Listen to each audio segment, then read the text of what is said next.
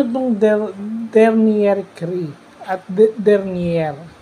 So, yung dernier cri is yung latest in fashion.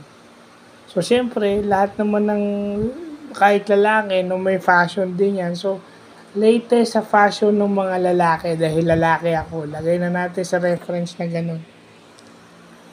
Dernier cri, latest in fashion. Pag sinabi mo namang dernier, walang cri, kaya dernier is last and final. So, yeah, may natututunan naman tayong bagong word. I don't know if it's Latin or Spanish, pero mabutit may natututunan tayo. No, I mean, nag-expand yung ating vocabulary, which is nice.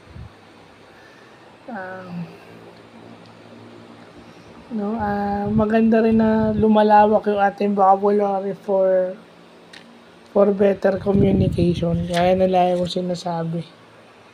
No? And kasi yung malalim na vocabulary, it's a way also para mang-asar ka, manuya ka, ganun yun. Pero hindi.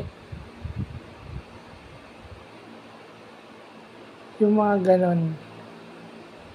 So, sana gumamit tayo ng vocabulary, hindi para mang-asar. So, yun lang po.